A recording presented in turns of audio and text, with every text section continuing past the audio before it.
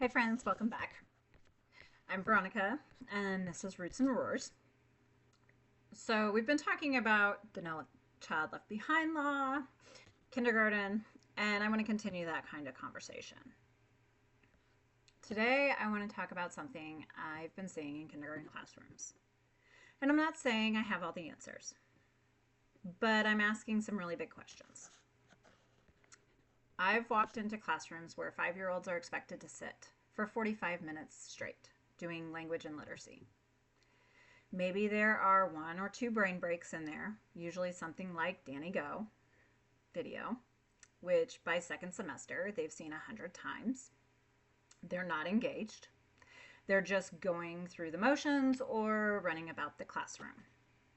And teachers are telling them that they're supposed to be paying attention, or they're supposed to be sitting at their seat, or they're supposed to get a drink and then come back to the carpet. And then later in the day, another 45 minutes, this time for math. Same structure, same expectations. And I keep thinking, these are 5-year-olds. 5.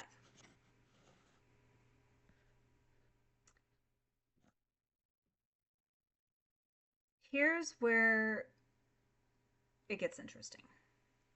Because in early childhood education programs right now, like the one I'm in, future teachers are being taught play-based learning, child-centered environments, learning through explorations. And I love that. We are finally shifting back to letting kids be kids.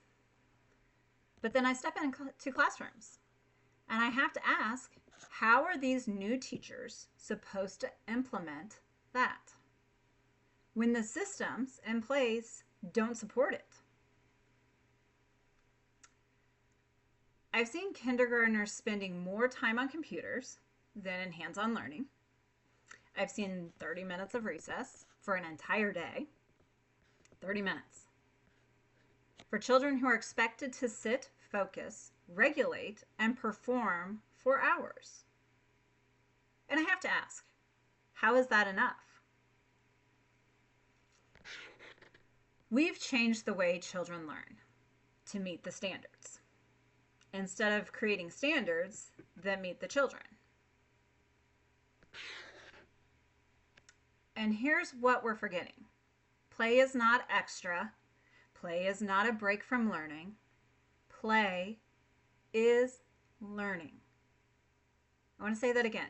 Play is learning. When kids build with blocks, they're learning spatial awareness. That same skill is what helps us as adults figure out, can my car fit in this parking spot?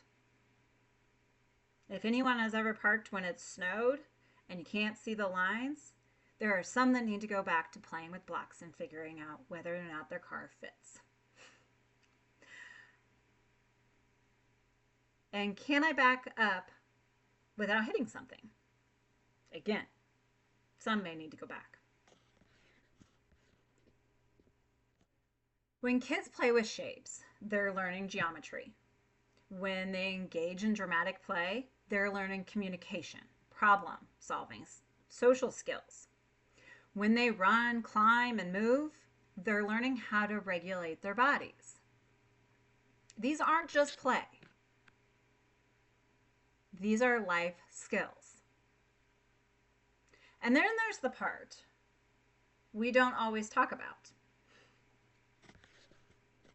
Even something like saying, I'm sorry, has become automatic, just words.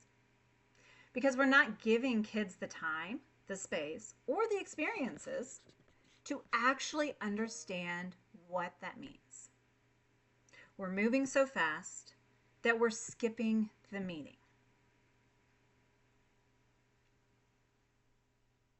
I don't think I need to give in a scenario for that.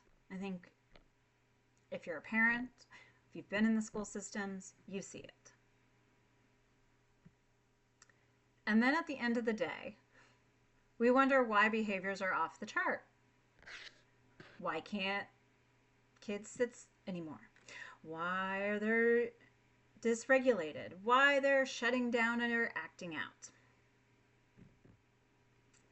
But if you really look at their day, they've been asked to sit, focus, perform, suppress movement, follow rigid expectations, with very little time to just be kids. So again, I have to ask, is it behavior? Or is it the environment? And is the behavior actually communication that none of us are listening to? And I want to be clear. I understand teachers. I'm becoming one. I know there are standards, expectations, and pressure. So this isn't about blaming teachers. It's never about blaming teachers. This is about asking, how do we expect teachers to teach differently when the system doesn't allow it? So what could this look like instead? Not perfect, but different.